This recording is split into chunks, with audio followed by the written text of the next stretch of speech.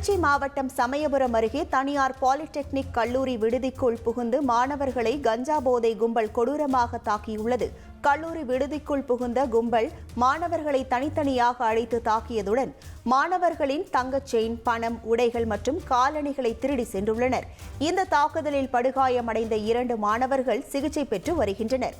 சம்பவம் குறித்து சமயபுரம் போலீசார் வழக்கு பதிவு செய்து மாணவர்களை தாக்கிய கஞ்சா போதை கும்பலை தேடி வருகின்றனர். கள்ள நோட்டுகளை புழக்கத்தில் விட்ட 2 பேரை ஆம்பூர் போலீசார் கைது செய்தனர். திருப்பத்தூர் மாவட்டம் ஆம்பூர் மூக்க கொள்ளை பகுதியைச் சேர்ந்த ஷபானா என்பவர் அடகு வைத்த நகையை திருப்புவதற்காக 40,000 ரூபாய் பணத்தை வங்கியில் செலுத்திய போது அதில் 84 100 ரூபாய் நோட்டுகள் கள்ள நோட்டுகள் என கண்டுபிடிக்கப்பட்டது.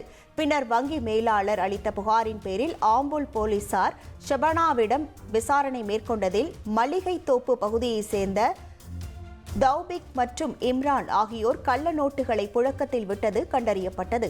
இதனையடுத்து இருவரையும் போலீசார் கைது செய்தனர்.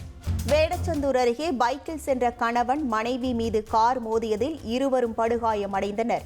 கெண்டைய கவுண்டனூர் பகுதியைச் சேர்ந்த சவுடமுத்து மற்றும் அவரது மனைவி திலகவதி தம்பதி சமைப்பதற்காக இட்லி மாவும் காய்கறிகளும் வாங்கிக் கொண்டு பைக்கில் சென்று கொண்டிருந்தனர்.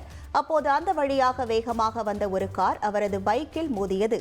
இதில் தூக்கி வீசப்பட்ட இருவரையும் அக்கம் பக்கத்தினர் மீட்டு படுகாயங்களுடன் அருகிலுள்ள மருத்துவமனையில் அனுமதித்தனர்.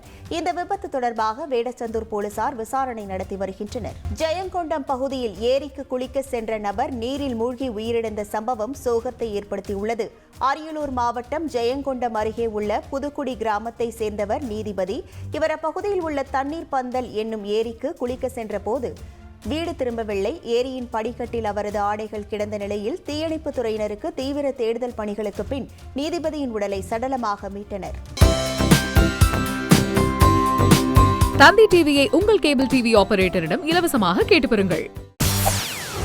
செய்திகளை உடனுக்குடன் தெரிந்து கொள்ள உடனே சப்ஸ்கிரைப் பண்ணுங்க.